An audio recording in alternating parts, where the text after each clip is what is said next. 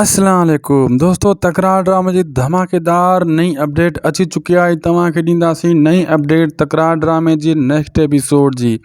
काफ़ी सारियूं ॻाल्हियूं तव्हांखे ॿुधाईंदासीं दोस्तों। इन नंढड़े वीडियो के पूरो ॾिसो ऐं आख़िर ताईं ॾिसो। सॼी कहाणी ऐं सॼी अपडेट तव्हांखे वाज़े करे ॿुधाईंदासीं। ऐं थी सघे तो उदासी टीवी यूट्यूब चैनल के भी ज़रूर सब्सक्राइब कंदा, असांजे पेज के भी फॉलो लाइक इन वीडियो के शेयर भी ज़रूर कंदा।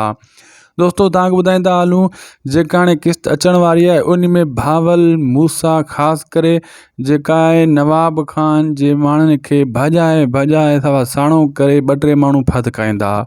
नवाब खान छितो थी पवंदो। नवाब खान पहिरें असद जेको हुयो SP SHO उन खे बदिली कराए ॿिए SHO खे आणींदो ऐं पंहिंजी मर्ज़ी जा केस उन खां दाख़िल कराईंदो, ख़ासि करे इन टिनी ते दरिया खान ते बि, मूसा ऐं भावल ते बि। ऐं इन्हनि खे ख़बर आहे असांजे मथां केस दाख़िल थियण वारा आहिनि, हीअ मुर्दा कोन।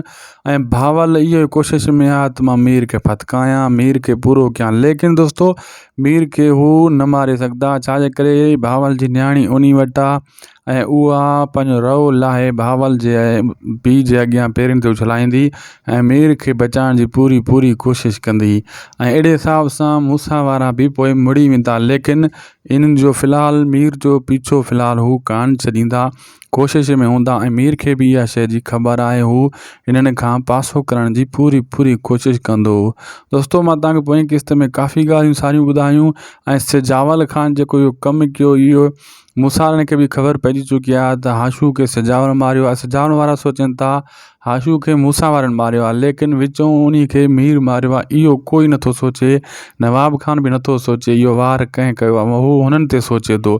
लेकिन अन क़रीब इहा ॻाल्हि बि खुली वेंदी त हाशू खे इन्हनि मां कहिड़ी धुर मारियो हुयो।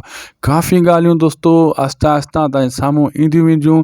असद कुरैशी जी बि अन क़रीब ड्रामे में एंट्री थियण वारी आहे ऐं हाकिम खान जी बि। ठीकु आहे दोस्तों, असांखे ॾींदा इजाज़त। ख़ुदा हाफ़िज़।